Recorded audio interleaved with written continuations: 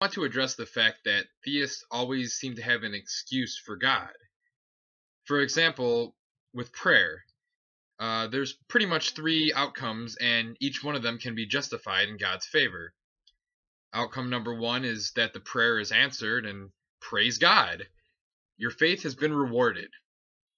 Outcome number two is that the prayer is not immediately answered, but maybe it will be. You just have to wait and be patient for God's plan. Maybe pray some more. And outcome number three is that the prayer is never answered, and demonstrably so.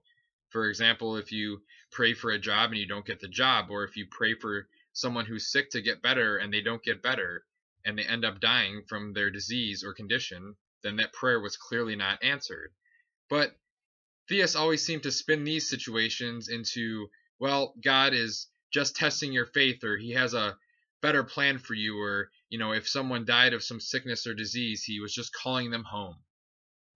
So, any way you look at it, every single result can be spun into God's favor. There's no situation in where they say, oh, God's just a jerk, he failed me. Every single time, no matter the outcome, God always comes out smelling like a rose. Now, another example of this is the fact that everything is a miracle. Okay, not everything, but it sure seems that way sometimes. Things that happen every day, like the birth of a child, something that we can explain fully with science, is called a miracle. And speaking of babies, even if they're born with birth defects or some condition or disease, they always spin it into God just making them special, and that he has a special plan for their life. Now, I'm not trying to be, I'm not trying to speak badly towards anybody that has any kind of birth defect or any kind of condition or mental retardation or anything like that. I'm just saying, obviously that's not something that anyone hopes for their child. And obviously you're going to love your child unconditionally regardless of their condition. But to try to spin it into, God did that for a reason, and that makes them special for your life, that's just taking it a bit too far.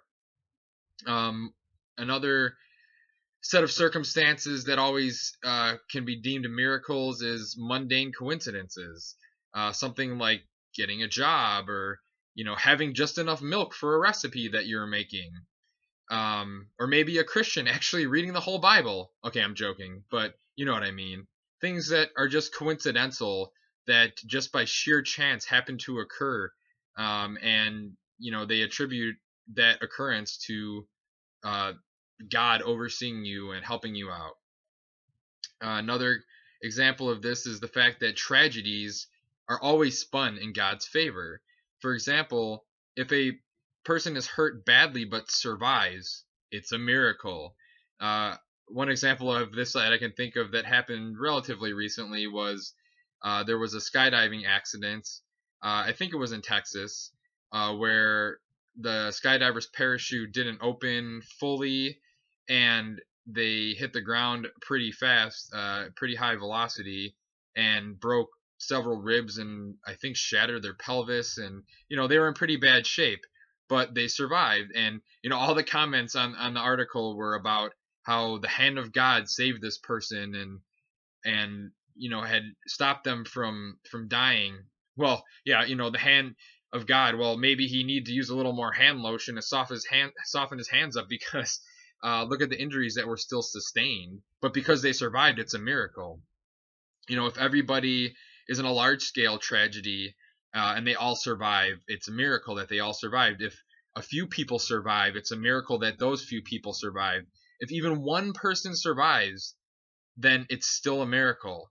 And the example I can think of for this was, there was, I believe, a fishing boat somewhere in Africa recently that sunk, and there was one member. I think it was 12 or 13 crew members on this boat, and there was one guy who survived in an air pocket underneath on the bottom of whatever body of water this ship sunk on. He survived in an air pocket, and they sent down divers like 2 or 3 days later, and they actually found this guy and were able to rescue him. And they call that a miracle. So 12 people died, one guy survived for a few days in an air pocket, and that's a miracle. And another example is more recently with that missing Malaysian Airlines plane. there was some businessman who was supposed to be on that flight, and for whatever reason, scheduling or whatever happened, he decided not to take that flight, or he canceled this flight. And so he was pretty much claiming that it was the hand of God, or it's a miracle that he wasn't on that plane and met the fate that all of the other people that were on that plane did. And the worst part of that is because you're trying to say that God, took you personally out of that situation, but all the other people that got on that plane, which I'm sure plenty of them believe in God, the same God that he believes in, he allowed them to go on that plane and meet their demise. So it's just really arrogant and self-centered, and really a terrible thing to say, especially to the families of the other victims on that plane. And some people believe in God, or are spiritual, simply because they attribute some traumatic event in their life that they came out of to God's grace, or the hand of God, or something similar. But the ironic thing about that is that, if someone dies, then they're no longer around to be able to attribute their survival to God. So for all the people that die and don't make it through some tragic situation, they can't go on believing in God. But some of the people that do come through these things, and then they say, well, there's no way I should have survived that. That was supernatural. That was, there's no way that was physically possible. That couldn't have happened without, so only the people that survive are the ones that get to stick around and say, oh yeah, God is great and wonderful and he helped save my life. So, it's not really fair and square there as far as that goes. And, this whole kind of situation, it reminds me of funerals.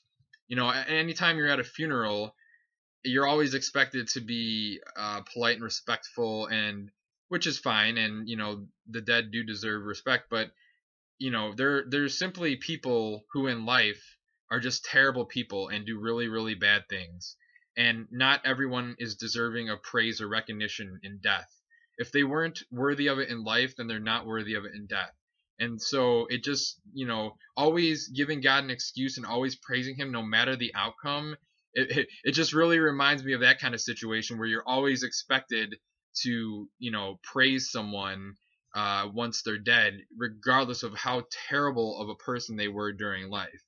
And we all know that, according to the ancient mythology that people follow in the Bible and other holy books, God was pretty much a malevolent tyrant and is not really worthy of respect or praise. And yet, people not only do it, but they especially do it when they come through something traumatic. And, it's just really a sad state of affairs.